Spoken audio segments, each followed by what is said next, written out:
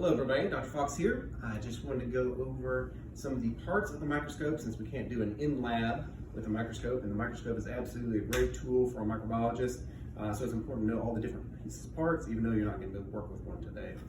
So what I'd like to do is work from the top down and just describe the main features of a microscope.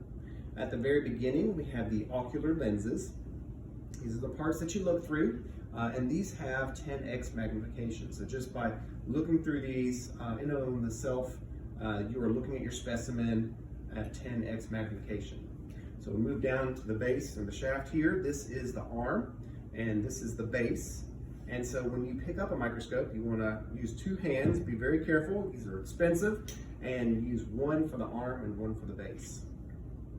Moving down further, we have a little turret here called the nose piece, and it's a turret so it can move around and around, and what's located on this turret are the objective lenses, which you can see here. And on this particular microscope we have a low powered 4x, and then turning the turret we get to the 10x objective, the 40x objective, and then the high power 100x objective.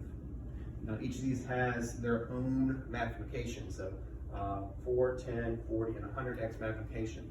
So if you're looking at the total magnification, you need to multiply what's the ocular lenses versus what objective you're on. So for example, I'm on the 4x here, I'm looking through the 10x of oculars, that would be a total magnification of 40x.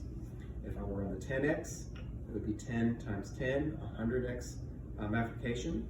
If I was on the 40, it'd be 10 times 40, 400. And lastly, on the 100x, 10 times 100, 1,000 times magnification. The 10, 40, and 100x are all called parfocal lenses. And that just means that the company that made this microscope made it so that these are all very close in the same plane to each other, meaning that you don't need to make very big changes when you're trying to adjust the microscope to see your specimen between the 10, the 40, and the 100x. You do with the 4x. So 10, 40, and 100x are called parfocal. The other note I have on here is the 100x is the only one that you use with oil immersion level.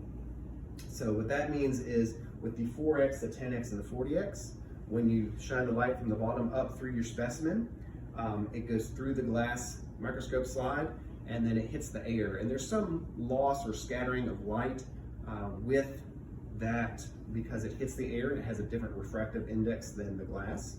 But it doesn't really change too much of the resolution with it because we're looking at it at lower magnifications. Now when we get up to 100x magnification, it is a much higher magnification. So we have to put a little bit of immersion oil on your specimen on the slide and have contact with the 100x objective with that oil. And that is because the oil has the same refractive index as the microscope slide. So there's no loss of light or scattering of that light. So you get that nice crisp image with the 100x magnification. Working our way down again, we have the stage here. And on the stage are some stage clips, and that is where your microscope slide would go. Below that, we have what's called the condenser, which contains the iris diaphragm. The condenser is going to focus the light onto your slide. The iris diaphragm is much like the iris in your eye. You can close it and open it, allow more focused or less focused light on your specimen. Below that is the illuminator, and that's where your light emanates from. And it goes up through the condenser, through the iris diaphragm, onto your microscope slide. Looking on the side here, we have two knobs, a coarse adjustment knob and a fine adjustment knob. The coarse adjustment knob is going to make very large changes when you're trying to bring that image into view, whereas the fine focus is going to make very small adjustments. So typically you would use the coarse adjustment knob for the 4x, for the 10, 40, and 100x, you're typically going to use the fine adjustment knob. Lastly, at the very bottom, we have the rheostat. So we have an on-off switch here for our light.